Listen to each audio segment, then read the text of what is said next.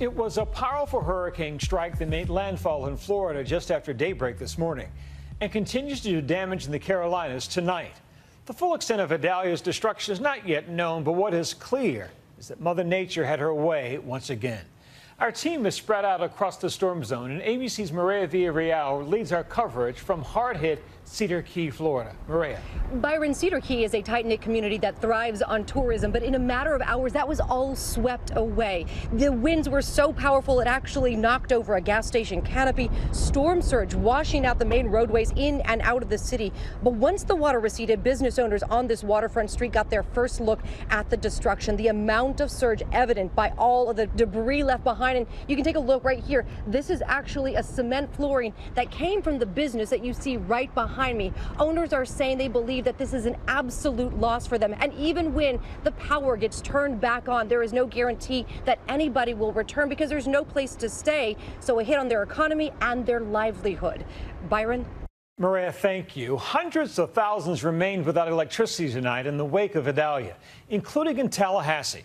And that's where we find ABC's Victor Akindo. Victor. Byron, here in Tallahassee, the race is on to restore power. The biggest concerns for the capital city, wind damage, down trees, and power outages. Despite being spared the brunt of Idalia, sure enough, we got a combination of all three. Once Idalia cleared the area, our team drove around and quickly spotted crews clearing a tree that fell on a busy highway and took down some power lines. Just beyond them, a lineman in a bucket truck working on restoring power to the nearby streetlights. And look at this outside the governor's mansion. Florida First Lady Casey DeSantis posted this photo.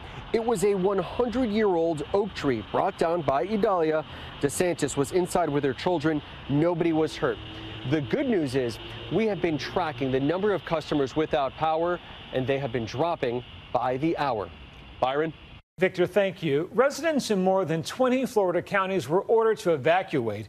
And while many heeded those warnings, some made the risky decision to hunker down. Catastrophic storm surge up and down the Florida coast, up to 7 feet. Hurricane Idalia flooding downtowns, leaving homes destroyed. Idalia is the first major hurricane to hit this part of Florida's Big Bend on record. No! And now thousands returning home to see whether their homes and businesses survived. Like Shannon and Jordan Keaton, who evacuated and rode out the storm 30 miles inland with family. They're longtime residents of Cedar Key, one of the areas hit hardest by the storm. So there's still no power, no sewer, no water, nothing. My house is fine. There was no issues here. My restaurant is another story. There's quite a bit of damage there. All of the deck that was around the building is gone. Missing some windows and doors. They own one of the most popular restaurants on the island, 83 West.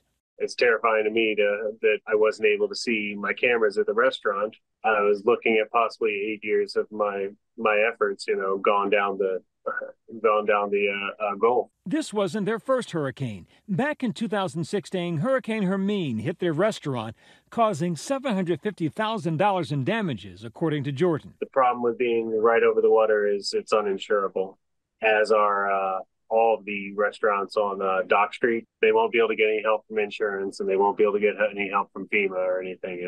Everybody's on their own. After Hermine, the Keatons rebuilt their restaurant out of pocket because he says they can't get insurance. Now they have to go through it all over again. Jordan hopes to reopen in a few weeks. We're going to rebuild it. We're going to make it again. Luckily, this area is not prone to a ton of hurricanes. We probably get one every 10 years, but it does seem like it is a little bit more frequent now. The ocean's abnormally warm waters averaging 88 degrees, fueling Idalia, increasing its speed as it approached land. If there's anything the states need right now, I'm ready to mobilize that support of what they need. While many evacuated, some decided to stay put, including residents in Hudson, Florida, who were stunned by how fast the water came in. Before I knew it was over the wall. We're trying to get in the truck, and it's up to barely able to get the doors open. Came over the wall. It's just, I can't believe this. I've never seen nothing like it. I've never seen this before. I mean, we've had a hurricane here, but it's never flooded to this extent. Just up the coast in Steinhatchee, the Norwood family was split on whether to evacuate or not. Kaylee, who is 9 months pregnant, decided to evacuate to Gainesville with her husband, Kevin. We evacuated Steinhatchee because I'm 9 months pregnant and have been in and out of labor all day with contractions. Her brother, Chase, and the rest of the family decided to stay home to watch over their family business, the Sea Hag Marina. We're more scared for the marina rather than our safety. We do have a lot of damages that happen to everything else, but it could have been a lot worse. The family has owned the marina for 24 years. Normally, it's a sunny spot filled with fishermen and lodgers coming to enjoy the stunning views.